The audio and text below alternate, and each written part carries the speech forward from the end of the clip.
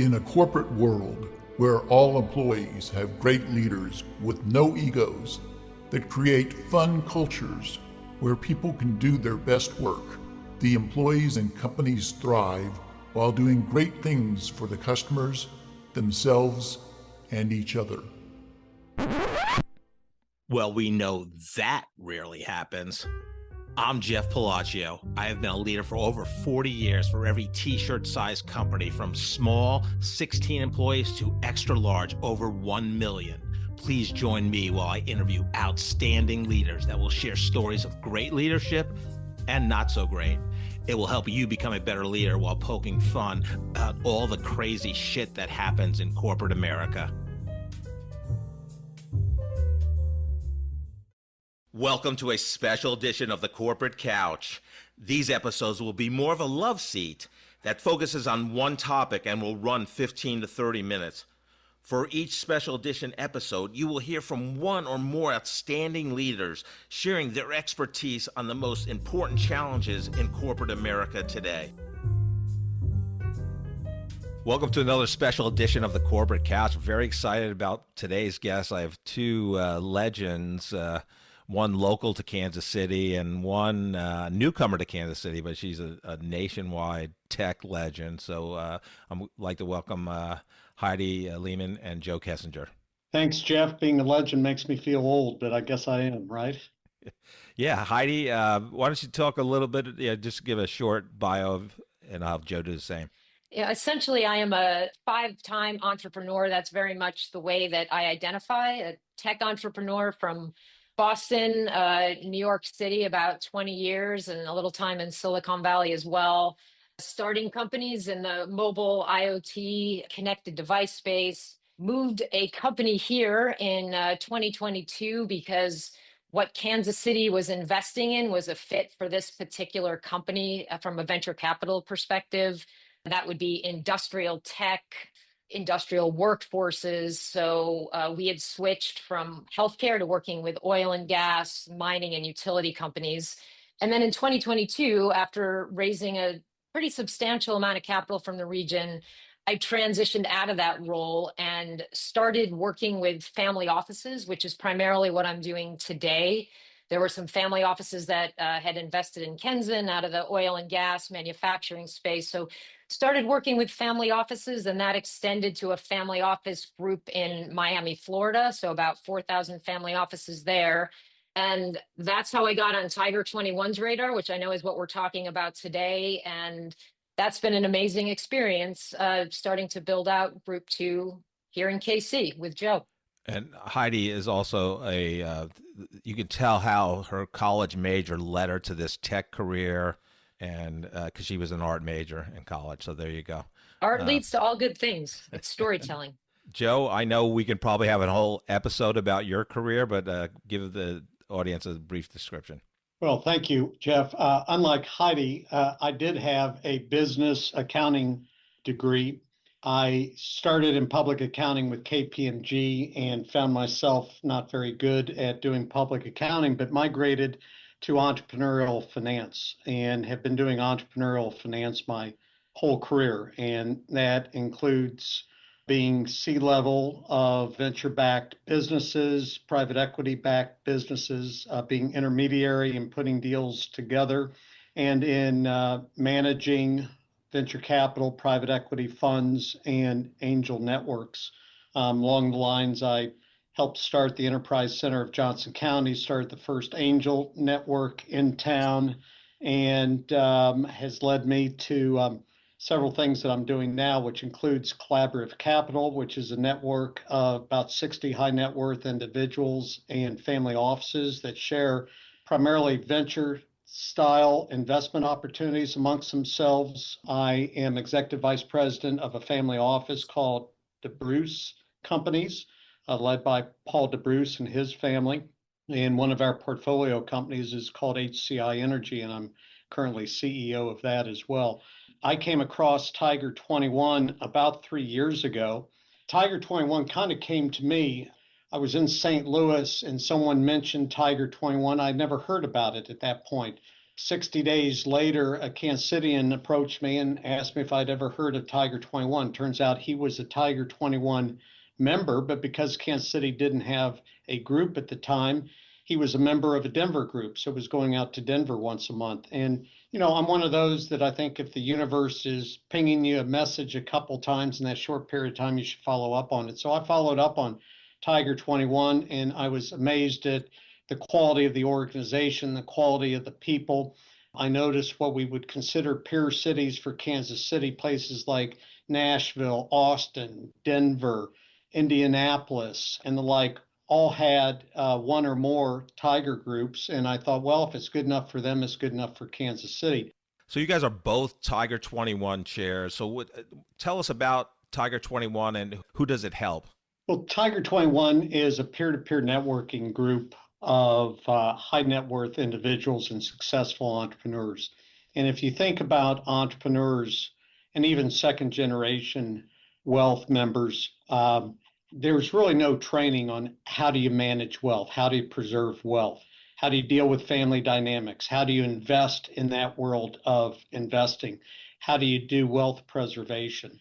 And so very much modeled after Vistage, Tiger 21 is a group of high net worth individuals that meet monthly and share with each other their experiences and their challenges and their issues and topics as it relates to high net worth. Okay. And Heidi, is it just U.S. or is it global? I mean, I think that's one of the great things about Tiger is you do have a local group. So Joe and I will each build groups to 12 to 15. Joe's there, I'm building. But I think what makes it really special is you're tapping into a global brain trust and network. So there's about 1,600 members globally. And again, as Joe said, these are elite entrepreneurs. It's an invite-only network, but not only are there chapters across the US and all the major cities that you might assume, San Francisco, New York, Boston, but also international is growing quickly. So 3 chapters in India, Dubai, Singapore, London. And so members not only get to interact through an app and a virtual platform with all these other members, but they're invited to go to meetings in other countries. We have curated trips. There's a lot of individual groups where they can connect with the networks from all over, members from all over. So I feel like the global network is part of it. I mean, it's all about brain trust and community thinking. So I think that's where Tiger's extremely powerful. Yeah, that's great. Joe, I think you were the first chair. You started in 2022 for Tiger 21. Why did they decide to start a Tiger 21 group in Kansas City, and why did they add a second group? Well, Tiger is always looking for good cities. They have a metrics to try to figure out based on population, based on wealth, based on entrepreneurship, what cities are ripe for having a Tiger group. When I first contacted them, I had no idea that Tiger was on their radar. I was more inquiring about Tiger, and then before I know it, they're recruiting me to be a chair in Kansas City. And I think a lot of peer cities like Kansas City already had a chapter, so it just was natural for Kansas City to be next. I saw the value of it. Quite honestly, there was some pent-up demand in Kansas City to start a group. So yes, I started the group in late 2022. A full-size group, as Heidi mentioned, is 12 to 15 members. As I reached that point, it was obvious that Kansas City could support a second group. My bandwidth was pretty full, and Heidi and I, in previous discussions, she had expressed an interest in getting involved. So I nominated Heidi, and now we're starting a second group. Love that. So what's the agenda of each meeting, and how often do you meet, and what is discussed? So yes, we meet monthly. Heidi and I and other chairs facilitate the meeting. We are professionally trained by Tiger on how to facilitate the meetings. They're, for the most part, an all-day meeting. My meeting starts at 10:30, ends at 4:30. Every meeting is basically the same. I think chairs do have some flexibility to change it, but for the most part, there's what's called a world update, where we go around the room and each of the members update the other members on what's happening in their world in the last 30 days. What have they invested in? What challenges have they had? What issues and opportunities have they been seeing? Maybe some fun stuff. What trips have they taken? What podcasts have they listened to? So that's very brief and light to go around the room just to update people. Over lunch, it's a working lunch. We bring in speakers. Speakers can be anywhere from investment advisors to funds to maybe more soft topics like how to raise children in wealth or how to do family dynamics in wealth. Might be tax planning, might be trust, might be just something of interest. Bring in a local Kansas Cityan to talk about what's going on at KU Med Center, for instance. After that, then there's what really is the highlight of each of the meetings. This is where we do a deep dive in a member. So every month, one member is selected to do what's called their portfolio defense. This is their life story. And the effort that they put into this is really life-changing for them.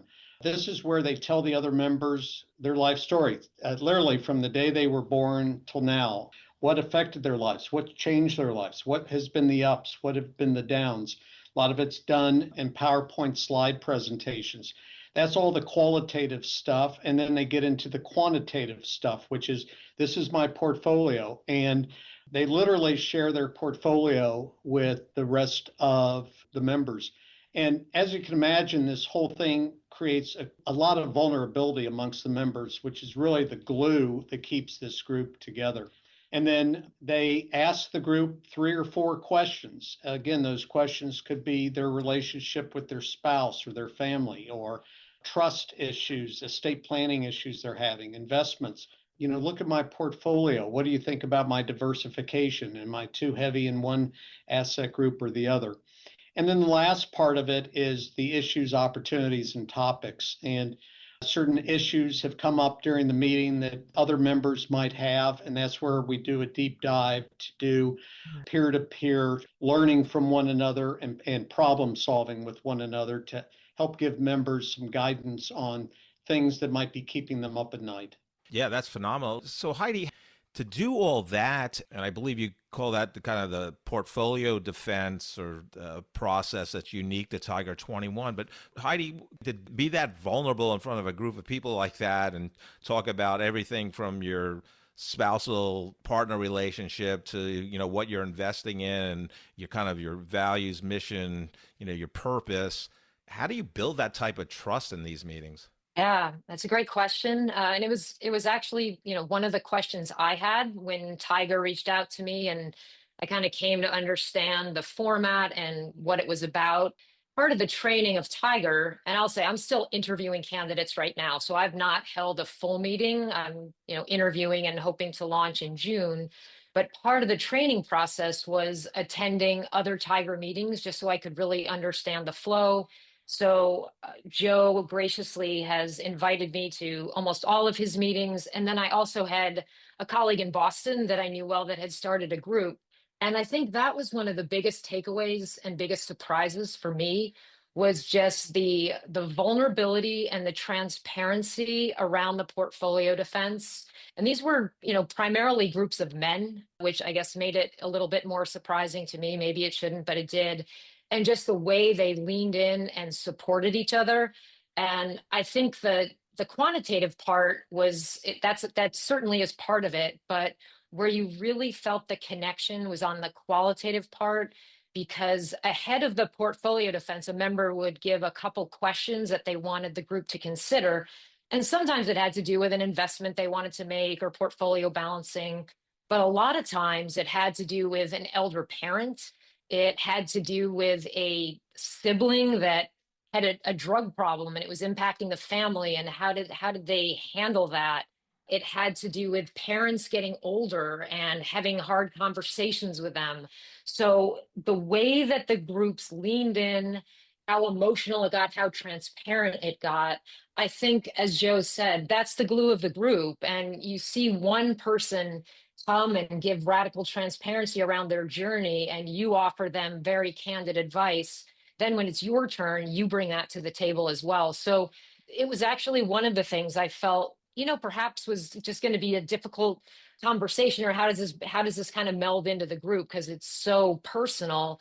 But I think it's really that community wisdom, the collective wisdom around the table that really makes Tiger separate from anything else. And a lot of times you don't have people to talk to these things. Once you have, I think the average net worth of a Tiger member is about $140 million. It's very hard to have these types of conversations with others. So this really is a curated group. It's a confidential group where you can discuss things that you just can't in any other environment. Yeah, I mean, they're in the 1%, right? So, there's 1 out of 1,000 of these people, or 100. I failed math, actually. Yeah, and to that point, Jeff, just last month, two of my members talked about how important Tiger was for them. Their friend group are people they went to high school with, people they went to college with, the parents of their children. And you can't sit there and have these type of conversations. Even though they're your best friends, you can't have these conversations with them because they can't relate to it.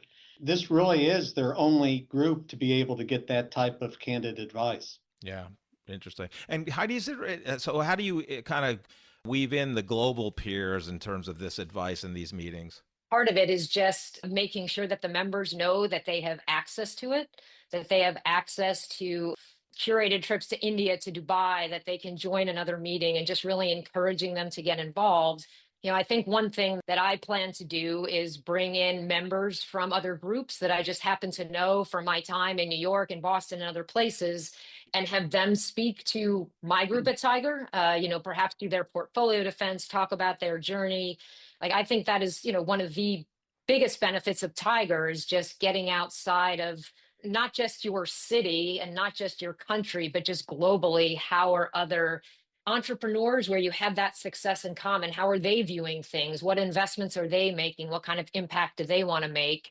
And really foster that kind of dialogue once a year. And I think they're going to add two of these because they've been oversubscribed to. Tiger has something called Global Exchange, which is held at a different place every year, but you've got members coming from all over the globe that are Tiger members. And it's 2 days where there's a lot of curated activities, walks on the beach, dinners, eating together, investment forums. And then the speakers they bring in are unprecedented. So I think 2 years ago, and so this was before my time, they had two presidents come in, so Bill Clinton and George Bush. This year, they had Alex Ohanian come in and talk about women's sports. They had an AI expert that I feel like I'm very up on tech, but blew my mind even on some of her hypotheses. So, as you can imagine, there's many people that want to get in front of this group, not just for their wealth, but just the brain trust that created this wealth. And so just the speakers, the learning, the connection are absolutely first rate. So I can't say it's anything less. It's a top-notch caliber of speakers and individuals that I've met at Tiger. Yeah. And just knowing the people outside of Kansas City, Heidi, in your sphere of influence, the people I'm sure bringing those people to your meetings will be phenomenal. I think just on that note, Kansas City is kind of in the middle of, I think, what Joe and I are considering to be a heartland network. So we are actively interviewing and considering members from other geographies that would be 3-hour drive once a month to Kansas City and really want that exposure. So I think it's kind of diversity of thought is what we're looking for as we're building the group. So I was just up in Omaha last week with a candidate. So, Bentonville, Tulsa, Des Moines, these are all metros where you have similar individuals that would be looking for that type of community, within the heartland, which we consider local. That's still your local peer group of advisors. Yeah, no, I love that. Joe, what's the criteria for membership? Well, the criteria for membership is to have a net worth of at least 20 million.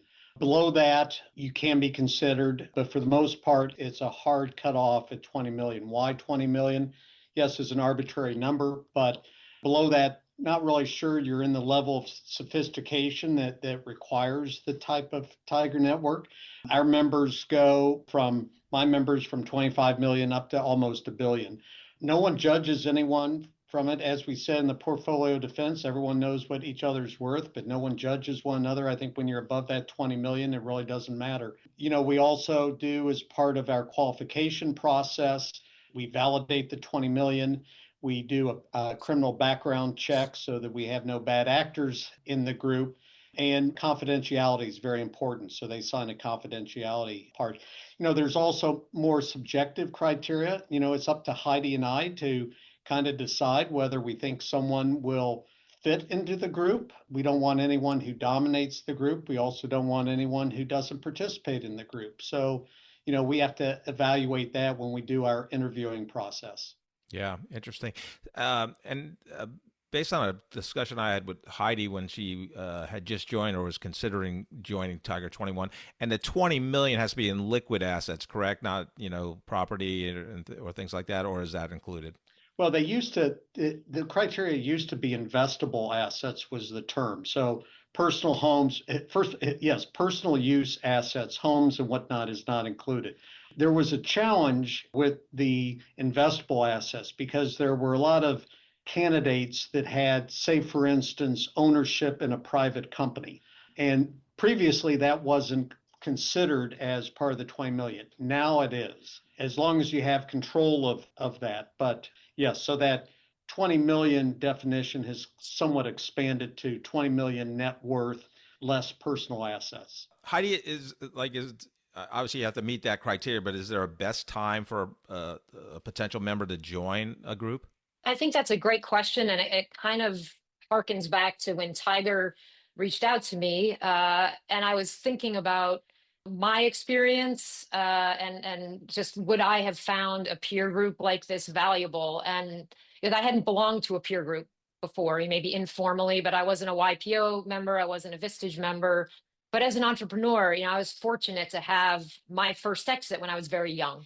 And it was a mobile advertising platform. It sold over $105 million. And, all of a sudden I went from a struggling young entrepreneur to somebody that had means. And in some ways I'd gone beyond, at least financially, my parents and a lot of my friends. And so it was an exciting time, but it was also a very confusing time.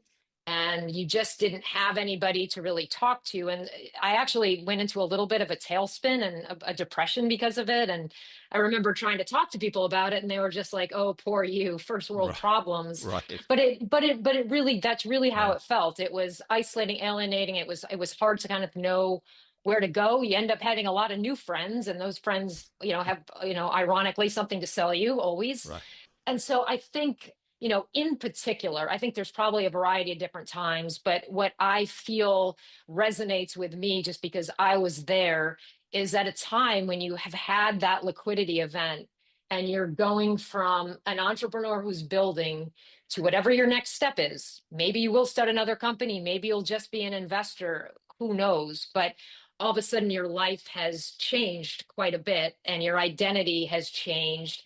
What's going to bring you meaning now that you're not building your company? That's a lot of when you're an entrepreneur, you assign, a value and identity to what you're building. It's amazing. You've sold something, but now what? So I think in particular, that time when you've had a liquidity event over the past, year to even 3 years, I had lunch with a entrepreneur the other day that had just sold his business and probably had been 3 years. He started an investment company, but he said to me, now I'm working on a business, investing, but I'm not working in a business. And I really miss the building and just trying to figure out, what is that next step? Who am I? What do I want to do next? So any major life change, I think, causes confusion. Sometimes the best thing to do is pause, but when you're in that confused state, you sometimes tend to do things very quickly and without thinking. So I think that's where the wisdom of a peer group of other people that are either going through it or have gone through it becomes meaningful. I'm learning a lot. I'm putting, myself back in the 30-year-old or whatever it was at the time when I had that success and thinking, I wish I had known about Tiger then because this would have been perfect for me. Yeah. Joe, how could people learn more about your groups and Tiger 21 in general? Well, I don't know if you'll be publishing contact information for Heidi and I, but yeah, I could definitely do that in the episode description. So sure. Yeah, so Heidi and I are very open about it, and if there's someone out there that has a need or knows someone that they think could benefit from Tiger, we're always Heidi and I are out on the circuit quite often, meeting with potential candidates. Also, Tiger21.com has some information about Tiger globally that you can research. And so either one of those venues. Yeah. Now, this has been so informative. I thought I knew about every type of organization, but I had never heard of Tiger 21. I mean, my net worth is only 14.9 million, so I guess maybe that's why I hadn't heard. You're almost there. You're almost there. I want to Keep in thank you touch with both. us. You've been great, and thanks for educating our audience and our listeners with this great benefit for a certain type of individual. Yeah. Well, thank you, Jeff. Thanks for the opportunity. Pleasure. Thank you for listening to this special edition of The Corporate Couch. If you enjoyed the episode, I would love for you to take 2 minutes out of your day to rate us 5 stars and write a review. Please join me weekly where I interview great leaders that share their career journey and their leadership wisdom.